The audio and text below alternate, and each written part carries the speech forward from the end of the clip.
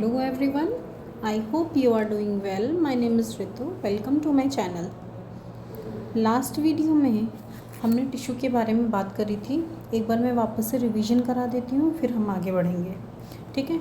जब हमने टिश्यू के बारे में बात करी थी तो हमने बताया था कि टिश्यू की ज़रूरत क्यों होती है और किस तरीके से हमारी बॉडी में जो डिफरेंट फंक्शंस हो रहे होते हैं वो किस तरह टिश्यू से ही पूरे मतलब हो रहे होते हैं. जैसे जितने चाहे मूवमेंट की बात करें, चाहे लोकोमोशन की बात करें, इन सब में टिश्यू बड़ा हेल्प करते हैं. और जिस तरह हमने देखा था कि किस तरीके से जो सिंगल सेल्ड ऑर्गेनिज्म होते हैं और मल्टी सेलुलर ऑर्गेनिज्म होते हैं उनमें किस तरीके से डिवीज़न होता है, डिवीज़न ऑफ लेबर होता है. इन सारी चीज़ों के बारे में हमने यहाँ पे बात करी थी. ठीक है. फिर हमने प्लांट टिश्यू और एनिमल टिश्यू में डिफरेंस देखा था, क्योंकि प्लांट में अगर हम बात करें तो लोकोमोशन नहीं होता है, वो एक ही जगह रहते हैं. इसीलिए उनकी बॉडी में जो डिफरेंस होता है, कहने का मतलब क्या है कि उनके अंदर इस तरह का अडेप्टेशन होता है. उनके अंदर डिफरेंट जो टिश्यूज़ होते हैं उनका डेवलपमेंट इस तरह होता है कि वो एक ही जगह स्टेबल रह सकें. वहीं हम बात करें एनिमल्स की, क्योंकि एनिमल्स में लोकोमोशन देखने को मिलता है, इसीलिए उनमें जो टिश्यूज़ होते हैं वो डिफरेंट टाइप के होते हैं. ठीक है. फिर हमने एक साइंटिस्ट के बारे में बात करी थी, उनकी बुक के बारे में बात करी थी और टिश्यूज़ किस तरीके से पार्टिसिपेट करते हैं प्लांट की ग्रोथ में उसके बारे में बात करी थी. फिर हमने देखा था कि जो प्लांट के टिश्यूज़ होते हैं वो किस तरीके से meristematic tissue and permanent tissue होते हैं. मेरिस्मेटिक टिश्यू फर्दर 3 टाइप के होते हैं: एपिकल मेरिस्मेटिक, इंटरसेलरी और लेटरल. एपिकल मेरिस्मेटिज्म की हमने देखा था तो हमने उसके लिए बहुत प्यारी सी एक एक्टिविटी देखी थी कि हमने 2 ऑनियन ली थी और दोनों ऑनियंस को हमने जार के अंदर अपसाइड डाउन करके रखा था. कुछ टाइम के बाद हम देखते थे कि उनकी रूट्स में ग्रोथ हो गई थी. कुछ टाइम बाद हम क्या करते हैं, 2 से 3 दिन बाद हम क्या करते हैं, उसकी रूट को, एक ऑनियन की रूट को कट कर देते हैं. जो रूट्स में डेवलपमेंट हुई थी वो हमने 3 से 4 इंच उनमें कट कर दिया था. जैसे हम कट कर देते हैं तो देखते हैं कि उस रूट में दोबारा से डेवलपमेंट नहीं होती है. इससे ये पता चलता है, जबकि जो पहली ऑनियन थी उसमें कॉन्टीन्यूस ग्रोथ देखने को मिलती है. तो कहने का मतलब क्या है, जो टिप पर टिश्यू थे उनकी वजह से रूट की ग्रोथ हो रही थी. ठीक है. तो ये रीज़न था एपिकल टिश्यू. जो एपिकल टिश्यू होते हैं वो रूट की ग्रोथ, और वहीं हम बात करें तो प्लांट की हाइट की ग्रोथ के लिए रिस्पॉन्सिबल होती हैं. ठीक है. फिर ये देखो, एक ग्राफ के थ्रू इन्होंने एक्सप्लेन किया है इसी चीज़ को. ये मैंने वहाँ पे एक्सप्लेन भी किया था लास्ट वीडियो में. ठीक है. फिर नेक्स्ट हम क्या देखते हैं, लेटरल मेरिस्मेटिज्म. लेटरल मेरिस्मेटिज्म की बात करें तो देखिए, जितने भी आपके जो डाइकॉट प्लांट हैं उन डाइकॉट प्लांट में सिर्फ लेंथ ही नहीं बढ़ती, जबकि उनकी ग्रोथ भी बढ़ती है, उनकी मोटाई भी बढ़ती है. और ऐसा होता है सिर्फ और सिर्फ और लेटरल मेरिस्मेटिक टिश्यू की वजह से. फॉर एग्जांपल, जैसे आपने देखा होगा ना कि इस टाइप के आपको रिंग्स देखने को मिलती हैं लॉग्स में. बड़े बड़े जो वुडन लॉग्स होते हैं उनमें ये रिंग्स देखने को मिलती हैं. ये जो नैरो रिंग्स होती हैं ये रिफ्लेक्ट कर रही होती हैं कि जो प्लांट को फेवरेबल कंडीशंस नहीं मिली थी ग्रो करने के लिए, लेकिन जब उसे फेवरेबल कंडीशंस मिली थी तो प्लांट बहुत अच्छे से ग्रो करता है. प्रॉपर रिंग बनती हैं चारों तरफ. ठीक है. तो ये और कुछ नहीं, आपके लेटरल मेरिस्मेटिक टिश्यूज़ होते हैं. इंटरसेलरी नोड्स के बीच की जो डिस्टेंस होती है उसको बढ़ाने के लिए रिस्पॉन्सिबल होते हैं. ठीक है. आप इसको इस तरीके से भी समझ सकते हो कि मान लीजिए कुछ प्लांट ऐसे होते हैं, अगर आप उनको, जैसे हेज होती है स्कूल्स में या फिर आप कहीं बाहर इधर ऑफिसेज वगैरह में देखते हो, तो हम क्या देखते हैं, वो उनको ऊपर से कट कर देते हैं. वो कुछ टाइम के बाद वो बुशी हो जाती हैं. बुशी क्यों हो जाती हैं? इंटरसेलरी मेरिस्मेटिज्म की वजह से. ठीक है. ग्रास वगैरह होती है, जैसे उसको एनिमल्स ग्रेज कर लेते हैं. ग्रेज करने के बाद जो ग्रास होती है वो वापस से ग्रो कर जाती है. वहाँ पे रीज़न क्या है? इंटरसेलरी मेरिस्मेटिज्म की वजह से. ठीक है. और इंटरसेलरी मेरिस्मेटिज्म टिश्यू कहाँ प्रेजेंट होता है? जो 2 नोड्स होती हैं उसमें नोड्स के बिल्कुल जस्ट अबव में.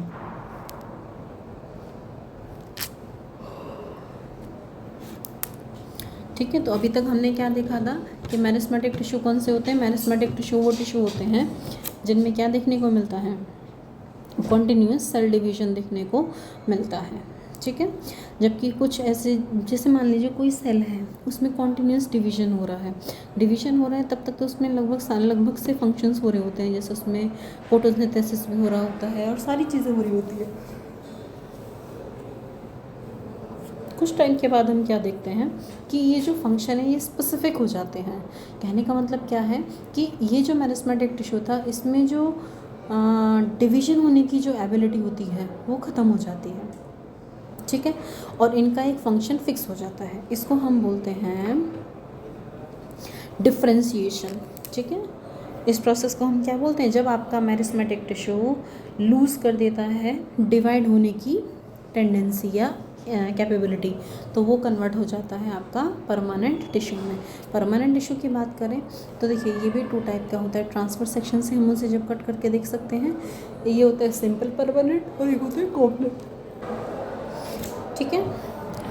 तो ये होता है डिफ्रेंशिएशन। परमानेंट टिश्यू की बात करें, परमानेंट टिश्यू भी आपके 2 टाइप के होते हैं, simple permanent and complex permanent. Simple permanent में अगर हम बात करें तो आपके आ जाएंगे पैरेन्काइमा, कोलेनकाइमा एंड स्क्लेरेन्काइमा। वहीं कॉम्प्लेक्स परमानेंट टिश्यूज़ की बात करें तो इसमें आ जाते हैं आपके वेस्कुलर टिश्यूज़, जिसमें स्पेशली आते हैं जाइलम एंड फ्लोएम।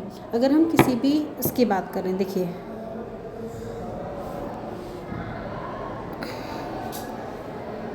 एक सेकंड में इसको जूम आउट कर लेती हूँ ताकि हम इसे अच्छे से समझ सकें। देखिए यूजुअली बाहर जो आपके क्यूटिकल्स रहते हैं, क्यूटिकल्स के ऊपर आपके एपिडर्मल हेयर्स रहते हैं। एपिडर्मल हेयर के बाद आते हैं एपिडर्मिस। एपिडर्मिस के जस्ट ऊपर एक वैक्सी कोटिंग होती है जिसको हम क्यूटिकल बोलते हैं। फिर कोलेनकाइमा आता है, फिर पैरेन्काइमा आता है, फिर स्क्लेरेन्काइमा आता है। उसी के साइड में फ्लोएम और लेटरल मेरिस्टेमेटिज्म प्रेजेंट होता है, वहीं जाइलम प्रेजेंट होता है, ठीक है। और उसके जस्ट सेंटर में आपके ग्राउंड टिश्यूज़ प्रेजेंट होते हैं, ठीक है। प्रोटेक्टिव टिश्यूज़ की बात करें तो एपिडर्मिस टिश्यूज़ होते हैं जो बाहर की कवरिंग तैयार करते हैं। वैक्सी लेयर जो ऊपर की रहते हैं उसको क्यूटिकल्स कहते हैं। क्यूटिकल्स करते क्या हैं, वाटर लॉस को बचा रहे होते हैं और प्लांट्स की मैकेनिकल इंजरी से भी बचाने का काम कर रहे होते हैं, पेस्ट से भी बचाने का काम कर रहे हैं, पैरासाइट से बचाने का काम कर रहे होते हैं, ठीक है। तो ये रहते हैं सपोर्टिंग टिश्यूज़ की बात करें तो सिंपल परमानेंट टिश्यूज़ में देखिए पैरेन्काइमा, कोलेनकाइमा और स्क्लेरेन्काइमा आते हैं। उन सबका अलग स्ट्रक्चर है, अलग फंक्शन है, ठीक है। तो ये हैं आपके पैरेन्काइमा में बात करें तो सारे लिविंग सेल्स होंगी, थिन वॉल्स होती हैं, ठीक है। सेल वॉल जो रहेगी वो थोड़ी थिन रहेगी। सेल्स यूजुअली लूजली पैक्ड होती हैं, इंटरसेलुलर स्पेस प्रेजेंट होता है, ठीक है। और ये फूड को स्टोर करने का काम कर रहे होते हैं, ठीक है। कुछ रहते हैं जिनमें एयर स्पेस रहता है, जैसे अंडरग्राउंड जो प्लांट्स रहते हैं, एक्वेटिक प्लांट्स रहते हैं, अंडरग्राउंड बोल रही हूँ, अंडर वाटर जो प्लांट्स रहते हैं उनमें एरेन्काइमा प्रेजेंट होता है। और कुछ पैरेन्काइमा ऐसे होते हैं जो फोटोसिंथेसिस कर रहे होते हैं। ज़रा कमेंट सेक्शन में लिख के मुझे बताइए कि वो पैरेन्काइमा जो फोटोसिंथेसिस करते हैं उसको हम क्या बोलते हैं। फिर नेक्स्ट आ रहा है कोलेनकाइमा। कोलेनकाइमा में बात कर रहे हैं तो consist of living cells with uneven thickened corner, means जो कॉर्नर रहेंगे वो अनइवन रहेंगे। ये फ्लेक्सिबिलिटी देने का काम कर रहे होते हैं, ठीक है। क्योंकि इनमें पैक्टिन का डिपोजिशन हो रहा होता है। पैक्टिन क्या होता है, पैक्टिन एक सब्सटेंस होता है, केमिकल सब्सटेंस होता है जो रबर लाइक फ्लेक्सिबिलिटी देने का काम कर रहा होता है, ठीक है। चलिए स्क्लेरेन्काइमा, इनकी जो सेल वॉल रहती है वो थिक रहती है, इसमें लिग्निन डिपॉजिट रहता है जो इनको हार्ड और स्ट्रॉन्ग बनाने का काम कर रहा होता है। जैसे आपने देखा होगा ना नारियल के ऊपर जो छिलका रहता है वो, ठीक है। कंडक्टिंग टिश्यूज़ की बात करें तो कंडक्टिंग टिश्यूज़ में हमने पढ़ा था जाइलम एंड फ्लोएम, हम इनमें भी पढ़ा था जाइलम के अंदर ट्रैकेड वेसल्स, पैरेन्काइमा और जाइलम फाइबर होते हैं, ठीक है। और इनमें सिर्फ और सिर्फ आपका पैरेन्काइमा लिविंग रहता है, ट्रैकेड वेसल्स और फाइबर आपके डेड होते हैं प्लांट के अंदर, ठीक है। वहीं आप फ्लोएम की बात करें तो फ्लोएम में पैरेन्काइमा, सीव ट्यूब्स, कैम्पेनियन सेल और फाइबर होते हैं। फ्लोएम के अंदर सिर्फ और सिर्फ फाइबर डेड होता है, बाकी सारे के सारे लिविंग होते हैं, ठीक है। ये सारे रहते हैं और ये देखिए ये सारे के सारे टिश्यूज़ ग्रुप करके एक सिंगल फंक्शंस को परफॉर्म कर रहे होते हैं, ठीक है। चलिए आगे बढ़ते हैं। तो अभी तक हमने क्या पढ़ा कि जो प्लांट टिश्यूज़ होते हैं उसमें हमने क्या क्या देखा था कि ये सारे टिश्यूज़ आपस में ग्रुप करते हैं, तब जाके प्लांट के सारे टास्क, स्पेसिफिक जो टास्क होते हैं वो परफॉर्म किए जाते हैं। अब देखिए नंबर 1 आ रहा है डर्मल टिश्यू। डर्मल टिश्यू क्या होता है, जब कभी भी डर्मिस की बात आती है तो ये ऊपर लेयरिंग की बात कर रहे होते हैं, ठीक है। Dermal tissue system, this form the outer covering of the plant, this protect the inner part to reduce water loss, ठीक है। नेक्स्ट देखिए ground tissue system. Ground tissue system की अगर हम बात करें तो देखिए this forms the main body part of the plant between the dermal and conducting tissue. It include parenchyma, collenchyma and sclerenchyma, ठीक है। ये ग्राउंड टिश्यूज़ होते हैं। वहीं वेस्कुलर टिश्यूज़ की बात करें तो जाइलम एंड फ्लोएम, ठीक है। डर्मिस टिश्यू में हमने क्या क्या पढ़ा था, डर्मिस टिश्यू में हमने क्या पढ़ा है बेटा, क्यूटिकल्स एंड एपिडर्मल टिश्यू। क्या होता, आपको क्यों लगता है कि जो क्यूटिकल्स प्रेजेंट होते हैं डर्मिस की वॉल पे या आउटर वॉल पे, वो ज़मीन पर रहने वाले जो प्लांट्स होते हैं उनके लिए या डेजर्ट में रहने वाले प्लांट्स के लिए तो हेल्पफुल होते हैं, वहीं अंडर वाटर प्लांट्स की जब बात करें, एक्वाटिक प्लांट्स के लिए जब हम बात करें तो उनके लिए हार्मफुल होते हैं। Once water is absorbed by the plant roots, it has to travel against a gravity. Yes, कैसे जो डेड सेल्स होती हैं, ठीक है, जाइलम की, वो एक साथ लिविंग सेल्स की तरह काम करती हैं और वाटर को ऊपर की तरफ मूवेबल बनाती हैं। नंबर 3, क्या होगा अगर एपिडर्मिस के अंदर या स्टेम के या लीव के अंदर ये स्टोमेटा प्रेजेंट ना हो। इन तीनों क्वेश्चंस के बारे में आप ज़रा सोचिए और सोचकर इनके आंसर आप कमेंट सेक्शन में दीजिएगा। It's time to meet a scientist. Shipra Guha Mukherjee in collaboration with S.C. Maheshwari made a breakthrough discovery in area of plant tissue culture। Means in दोनों ने मिलके प्लांट टिश्यू कल्चर के ऊपर बहुत अच्छी रिसर्च करी थी। इनकी रिसर्च में क्या किया गया था कि जो एंथर होता है प्लांट का, उसका कल्चर किया गया था। कैसे, आर्टिफिशियल न्यूट्रिएंट और आर्टिफिशियल मीडियम देके लेबोरेटरी में कंट्रोल कंडीशन में से उसे टेम्परेचर कितना चाहिए, प्रेशर कितना चाहिए, ह्यूमिडिटी वहाँ की कितनी होनी चाहिए, इन सारी जो कंडीशंस थी उनको कंट्रोल करके एंथर का कल्चर किया गया था। इनका जो वर्क था आपस में मिलके, इसने क्रॉप इम्प्रूवमेंट के लिए बहुत बड़ा काम किया और आज की जो हमारी मॉडर्न एग्रीकल्चर है उसके लिए बैकबोन बन के खड़े हो गए, ठीक है। रीड टू गो बियॉन्ड, ये काफ़ी इम्पोर्टेंट है और मज़ेदार है, देखना है एक बार। मैं लाइन बाय लाइन पढ़ती हूँ फिर आपको एक्सप्लेन करूँगी। वैसे कैम्बियम के बारे में है कि जो यूजुअली इनर लेयर होती है क्यूटिकल्स की या डर्मिस की, उसके अंदर पहले एक ऐसी एबिलिटी डेवलप हो जाती है जिससे जो लेटरल मेरिस्मेटिक है उसमें डिवीजन स्टार्ट हो जाता है। मतलब कहने का ये है कि स्टेम के अंदर, स्टेम के इनर पार्ट में ऐसी एबिलिटी डेवलप हो जाती है कि वो लेटरल मेरिस्मेटिक सेल्स की तरह डिवाइड हो सके। और जब ये काम हो रहा होता है तो ये जो बनाती हैं उसको हम बोलते हैं कॉर्क कैम्बियम, ठीक है। ये जो डिवीजन होता है कॉर्क कैम्बियम में, ये कॉर्क सेल्स को बनाता है। और कॉर्क सेल्स वास्तव में कैसी होती हैं, डेड होती हैं, कॉम्पैक्टली, मतलब बहुत ज़्यादा आपस में कॉम्पैक्टली अरेंज्ड होती हैं और एक सब्सटेंस बनाती हैं जो वाटर और गैसेस को अपने अंदर से आसपास नहीं होने देता ट्री की बार्क के अंदर। बार्क मतलब ट्री के तने के अंदर, ठीक है। ये रहता है। अब आ रहा है हमारा एनिमल टिश्यू, काफ़ी इंपॉर्टेंट है। एनिमल टिश्यू की अगर हम बात करें, देखिए जैसे प्लांट टिश्यू होते हैं वो भी आपके क्या होते हैं, ग्रुप होते हैं, स्पेशलाइज फंक्शन को परफॉर्म कर रहे होते हैं। उसी तरीके से एनिमल्स में भी क्या होते हैं, डिफरेंट टाइप के टिश्यूज़ होते हैं, स्पेसिफिक सेल होती हैं जो किसी पर्टिकुलर फंक्शंस को परफॉर्म कर रही होती हैं। These group of similar cells form animal tissues and they perform few simple activities. यहाँ पे कुछ आपको एक्टिविटीज़ जैसे अपनी आइज़ को ब्लिंक करते हो, फिस्ट को क्लंच और ओपन करते हो, डीप ब्रेथ ले रहे हो, ठीक है, टच कर रहे हो किसी गर्म चीज़ को या ठंडी ठंडी चीज़ को। तो ये सारी चीज़ें आप क्या देख रहे हो कि आपको सेंस कैसे हो रही है हीट की, या आप अपनी फिस्ट को कैसे फोल्ड और वो कर पा रहे हो, या फिर आपका जो ऑक्सीजन है आपकी बॉडी में वो किस तरीके से ट्रांसफ़र हो रहा है, ठीक है, स्किन अपने आप क्यों नहीं गिर जाती हमारी। ये सारे ऐसे क्वेश्चंस हैं जो एनिमल टिश्यूज़ की डाइवर्सिटी के बारे में बात कर रहे हैं। कहने का मतलब क्या है कि हम क्या देखते हैं कि हमारी बॉडी में जो डिफरेंट डिफरेंट फंक्शंस होते हैं वो डिफरेंट डिफरेंट टाइप के टिश्यू से कंप्लीट किए जाते हैं। It is interesting to understand how the structure of animal tissue suits its a specific function. ये समझने वाली बात है कि ये जो स्ट्रक्चर्स होते हैं एनिमल टिश्यूज़ में ये किस तरीके से एक स्पेसिफिक फंक्शन को परफॉर्म करते हैं।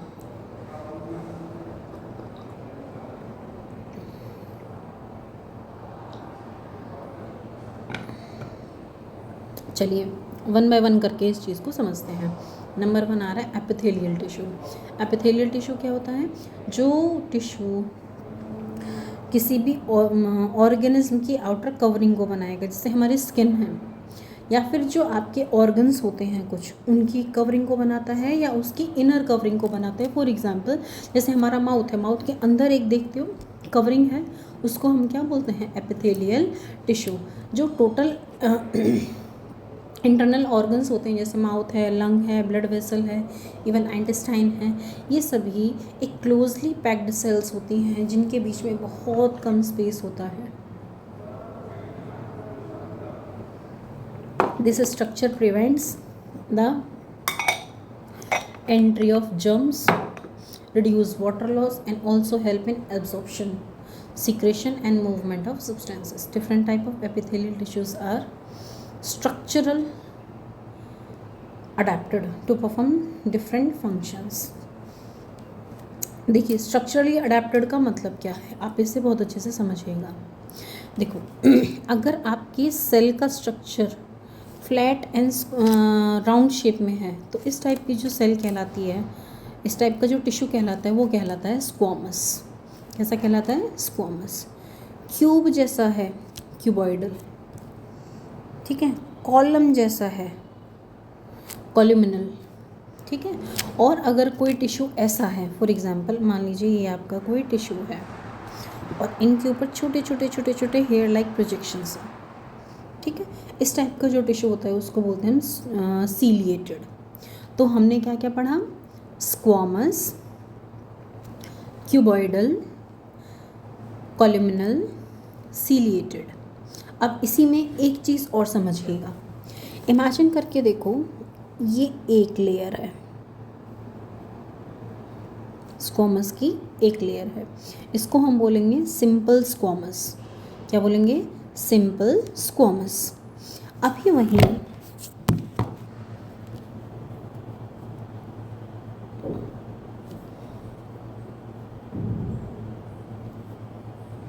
मल्टीपल लेयर आ गई, यस। इसको हम बोलेंगे कॉम्प्लेक्स स्क्वामस या फिर स्ट्रेटिफाइड। स्ट्रेटा वर्ड जब कभी भी आएगा वो रिलेटेड होता है लेयर्स से। तो यहाँ पे 2 से ज़्यादा लेयर्स देखने को मिल रही हैं, 3 लेयर्स देखने को मिल रही हैं, 3 से ज़्यादा देखने को मिल रहे हैं, तो इस टाइप को हम बोलते हैं स्ट्रेटिफाइड। और इसका शेप कैसा है? फ्लैटेंड सर्कुलर है, ठीक है, राउंड शेप में है ये। तो ये हो जाएंगे आपकी स्ट्रेटिफाइड स्क्वामस। अभी इनके ऊपर सीलिया भी आ जाता, समझ रहे हैं? तो ये कहलाता सीलिएटेड स्ट्रेटिफाइड स्क्वामस। नाम समझ में आ रहा है? Ciliated stratified squamous. Same column के साथ कॉलुमिनल, ठीक है। एक और आता है बेटा स्यूडो वर्ड। स्यूडो वर्ड का मतलब होता है आपको ऐसा दिख रहा है, आभासित हो रहा है, लेकिन वास्तव में वो ऐसा नहीं है, ठीक है। अब देखो यहाँ पे आपको बहुत अच्छा एग्जाम्पल दिया हुआ है। यहाँ पे आपको डिटेल में नहीं दिया है, लेकिन ये टिश्यू आपके कहाँ कहाँ प्रेजेंट होते हैं वो उसके बारे में बताया है। फॉर एग्जांपल जैसे ये देखिए, ये आपका स्क्वामस हो गया, ये कॉम्प्लेक्स, ठीक है, ये कॉल्यूमिनल हो गया, ये सीलिएटेड कॉल्यूमिनल हो गया, समझ रहे। और ये देखिए सीलिएटेड कौन सा दिख रहा है आपको, स्ट्रेटिफाइड कुछ ऐसा दिख रहा है ना, है तो इसीलिएटेड। अब आपकी बुक में देखते हैं, बुक में इनको क्या क्या बोल रहे हैं, ABCD इन सबको क्या क्या बोल रहे हैं। और ये कह भी रहे हैं कि इनके फंक्शंस को, एपिथेलियल टिश्यू के फंक्शंस को हम ये टेबल के थ्रू समझेंगे। ठीक है, उनका फंक्शन क्या है, मेनली हम कैसे पढ़ेंगे, उनका फंक्शन क्या है, उनका स्ट्रक्चर क्या है, बॉडी में कहाँ प्रेजेंट होते हैं। Exchange means diffusion of gases, single layer के फॉर्म में है, ये फ्लैटेंड सेल है। लाइनिंग ऑफ द टिश्यू, ये लाइनिंग किसकी बनाते हैं, ब्लड वेसल और लंग्स के बनाते हैं। प्रोटेक्शन क्या कर रहे होते हैं, ये अंडरलाइंग टिश्यूज़ होते हैं जो मैकेनिकल इंजरी, फ्रिक्शन और माइक्रोब्स की एंट्री को बचाते हैं। मैनी लेयर्स ऑफ सेल, जब मैनी लेयर्स होती हैं, outer cells are flat and tightly packed. Skin, mouth, oesophagus के अंदर प्रेजेंट होते हैं। सीक्रेशन, ये सीक्रेट क्या करते हैं, जब कभी भी कोई सीक्रेशन करते हैं तो उनको हम एक अलग नाम देते हैं। ठीक है, produce mucus, enzymes, hormones, sweat and saliva. ठीक है, cells specialised for production and releasing substance may be cuboidal और कॉल्यूमिनल। ऐसी सेल्स जो स्पेशलाइज्ड होती हैं इस टाइप के सब्सटेंसेस को रिलीज़ करने के लिए, वो क्यूबॉइडल हो सकती हैं या कॉल्यूमिनल हो सकती हैं। Salivary gland, sweat gland, stomach lining, ये सारी प्रेजेंट होती हैं। ठीक है, सेंसर फंक्शनरी, सेंसर जो फंक्शंस होते हैं जैसे स्मेल करना, टेस्ट करना, साउंड को देखना या किसी चीज़ को बैलेंस करना, ये सारा इन्हीं का काम होता है। Specialised receptors cell having hair like cilia, जो स्पेशलाइज्ड रिसेप्टर सेल होती हैं। फॉर एग्जांपल जैसे आपकी नोज़ के अंदर कोई स्मेल आ रही है या आपको कोई किसी भी तरह की गंदी स्मेल आ रही है, तो इसको फील कौन करता है, नोस्ट्रिल के अंदर। इवन आपके जो टेस्ट बर्ड्स होते हैं उनके अंदर भी हल्का सा भी आपका ऊपर नीचे टेस्ट हो जाता है तो आपको पता चल जाता है। क्यों, क्योंकि यहाँ पे क्या रहते हैं, सीलिएटेड रिसेप्टर सेल्स होती हैं, समझ रहे हैं। तो ये सारे हैं जो आपके एपिथेलियल के क्या रहते हैं, टिश्यूज़ रहते हैं, फंक्शंस रहते हैं डिफरेंट एपिथेलियल टिश्यू का। एब्जॉर्प्शन की बात करें तो ये एब्जॉर्प्शन में जैसे आपका स्मॉल इंटेस्टाइन में न्यूट्रिएंट है, लार्ज इंटेस्टाइन में वाटर है, इन सब के एब्जॉर्प्शन के लिए ये रिस्पॉन्सिबल होती हैं। ठीक है, सिंगल लेयर ऑफ टॉल, ठीक है, pillar like cells and often with hair like structures. Lining of small intestine, जो लाइनिंग ऑफ स्मॉल इंटेस्टाइन होती हैं वो ये सारे काम कर रही होती हैं, सिंगल लेयर के फॉर्म में होती हैं, टॉल होती हैं और पिलर लाइक सेल्स उसमें प्रेजेंट होती हैं जो बेसिकली हेयर लाइक प्रोजेक्शंस दे रही होती हैं, समझ रहे हैं। तो ये थी हमारी डिफरेंट टाइप के टिश्यूज़, एपिथेलियल टिश्यूज़ जो हमारी बॉडी में प्रेजेंट होते हैं, समझ रहे हैं। You have read the blood contains different part of the body by transporting nutrient, gases, hormones, etc. Yes, आपको पता है ना, ब्लड जो रहता है हमारी बॉडी में डिफरेंट सब्सटेंसेस को ट्रांसपोर्ट करने का काम कर रहा होता है, चाहे वो गैसेस है, चाहे वो न्यूट्रिएंट्स है, चाहे वो हार्मोन्स है। In some way bones connected and support the body from head to to. Bones आपस में कनेक्टेड होती हैं, बॉडी को सपोर्ट करने का काम कर रही होती हैं। ठीक है, इसमें और भी जो टिश्यूज़ होते हैं, इसीलिए क्योंकि ये कनेक्शन का काम कर रहे हैं तो ऐसे टिश्यू जो कनेक्शन देने का काम कर रहे होते हैं या सपोर्ट करने का काम कर रहे होते हैं उनको हम बोलते हैं कनेक्टिव टिश्यू, उनको हम बोलते हैं connective tissue. Both blood and bones are connective tissue, दोनों क्या हैं, connective tissue. Though both are connective tissue, they differ in composition and consistency. हालांकि दोनों ही कनेक्टिव टिश्यू हैं लेकिन दोनों का कंपोजिशन अलग है और कंसिस्टेंसी भी अलग होती है। ब्लड आपका फ्लूइड है जबकि आपकी जो बोन्स रहती हैं वो काफ़ी ज़्यादा हार्ड है। डिफरेंस है उनकी मैट्रिक्स में it could be watery, soft, jelly like जो कि है ब्लड में, और जबकि हार्ड, सॉलिड और रिजिड बात करें तो वो होती है हमारे बोन में। ठीक है, लेट अस अंडरस्टैंड फर्दर। अब हम इन चीज़ों को और भी अच्छे से समझेंगे।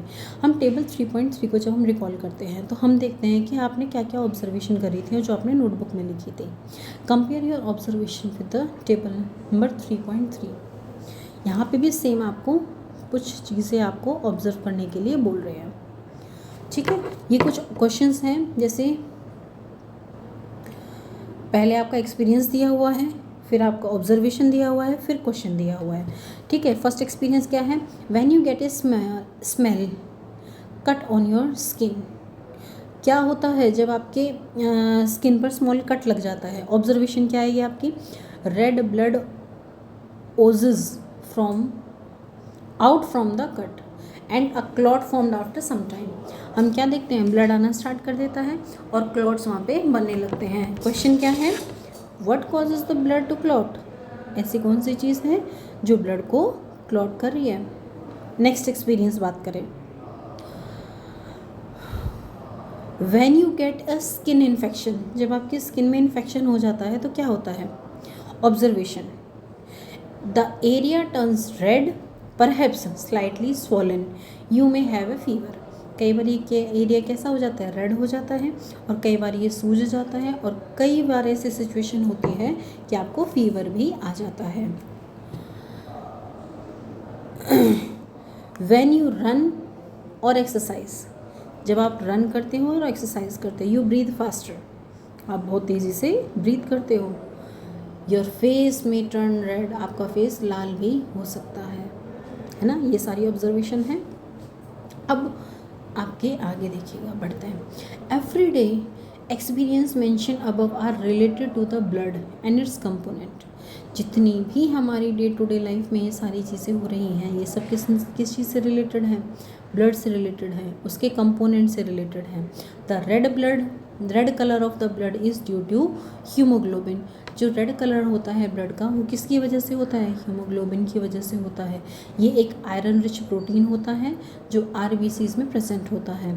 RBCs live for 4 months and are replaced regularly.